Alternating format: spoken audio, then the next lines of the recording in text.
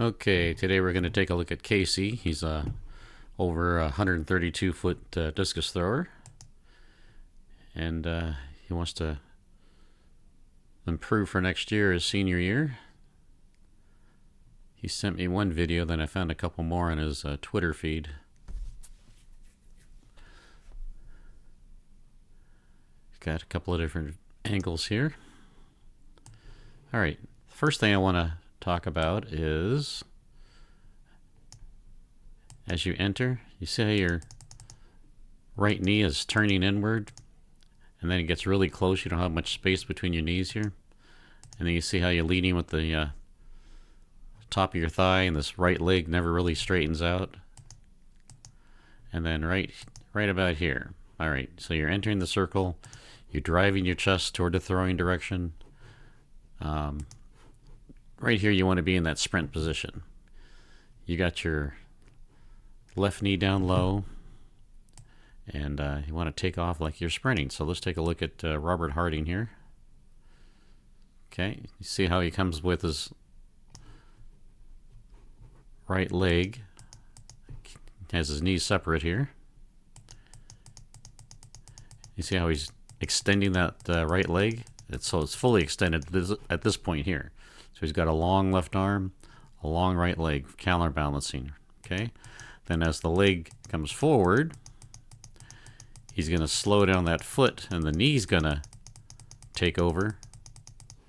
Okay, so now the knee's leading, and not the whole leg. And now here's his sprint position. You see how he's driving forward with his chest toward the throwing direction. Okay, so he's got his thigh about 45-degree angle here. But you see, like, your foot is way back here. You got a horizontal right shin. Here it should be vertical. Okay, you're trying to get that foot underneath the knee.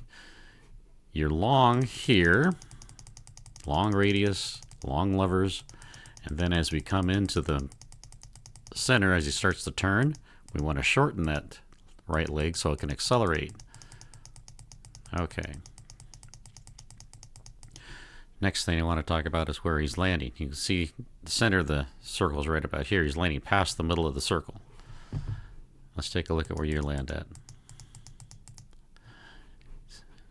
See, you're not even halfway to the middle of the circle, and part of that problem is your left foot, your left knee.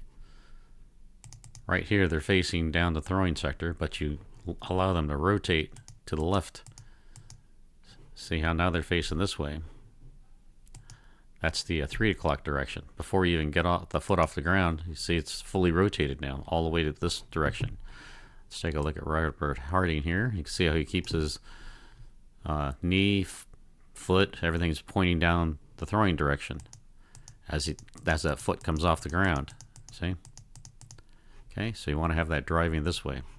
You don't want to turn your body. See, his whole chest is going forward. He's sprinting toward the throwing sector. All right. Next thing is, you see how as you come off, you've got this leg fully extended and vertical. You can see how Robert Harding has that left knee low and bent. Okay. One thing to look at is his left thigh. It's vertical, but his foot is way back here. So he's dropped that knee down.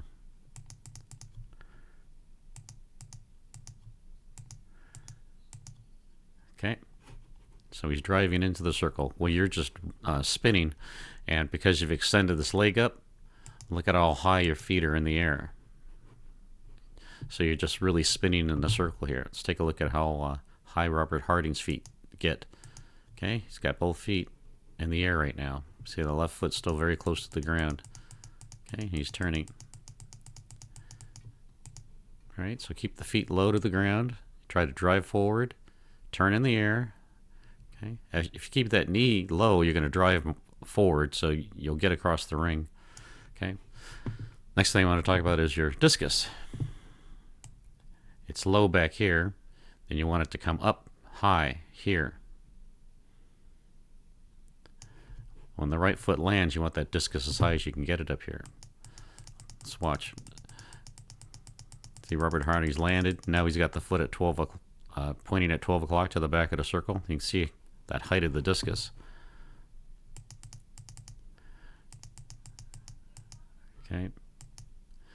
Your discus is way past. Also, your shoulders and your hips are both facing the back of the circle, so you've lost all your separation.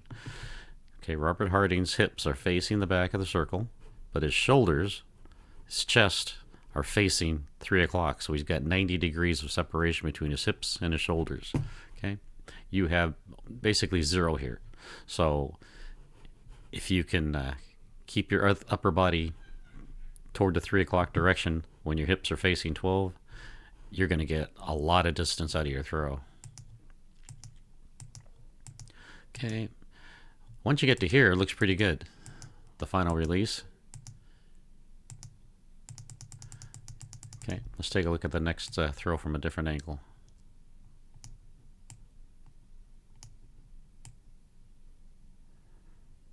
All right, this is from the 6 o'clock. This looks good as you start to come in.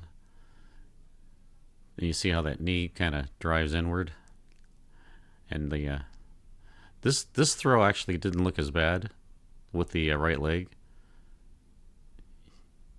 It's hard to tell though where your where the foot is right here. Yeah, it looks lower. I mean, it's definitely lower. You don't have it back up here. This may have been one of your better throws, maybe your 132-foot throw. Okay. You can see the discus is low here. It should be coming up to the high point. You can see how your foot's turned this way. See right here, you're driving forward with your chest. Then you turn, and right here when the foot lands, you want that discus up high, your chest facing this way. So you can see you'd have a little bit more separation on this one. Again, you can see how high you're up in the air here. Okay, don't go up, go forward. Okay, see how the left leg extend, tosses you up in the air, then you bend it right away. So this throw looks a lot better, technique wise. Right here, you're driving that right hip forward. Then a release. Don't keep staring at the discus. See, there's your eyes. Okay, keep turning the shoulders.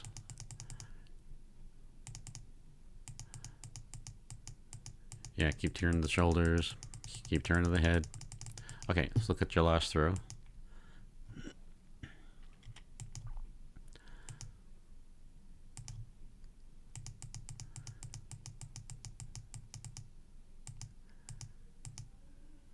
Yeah, on this one too, you're I don't know if your right leg ever fully, yeah, it does right here, it fully extends. Then you start leading at the top of this foot and the toe. So try to have the foot out a little bit. Here, let me show you with the Robert Harding here as he comes around. Watch his right toe, his right foot. See how he's kind of kicking with the side of the foot, the inside of the thigh? It's going to make your throw or your motion a little more rotational. See, he's kind of kicking around. Okay. He's going around, not trying to cut in. Okay, let's keep watching you on the left here. Again, there's the left leg extension, very high off the ground.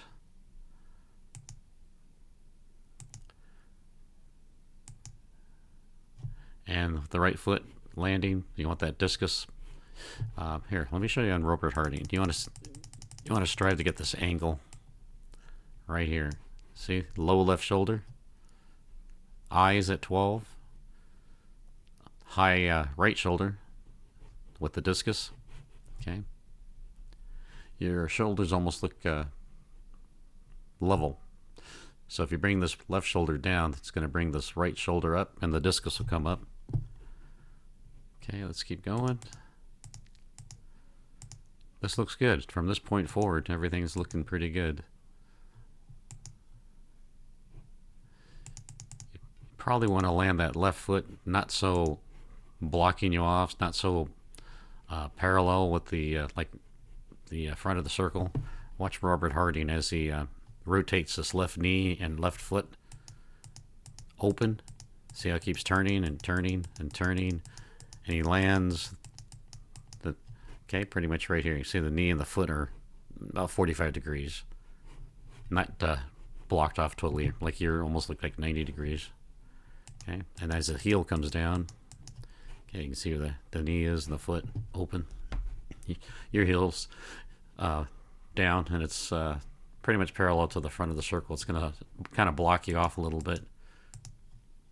See how your foot has to turn to get your right hip around.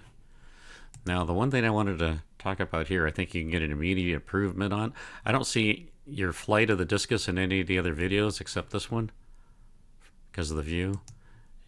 But you don't really want to see the top of the discus like this. I think your angle is really high. You can see the discus is almost going, I don't know what the angle is, pretty steep angle. You can see it's still in the frames here. It should be gone by now, I would think.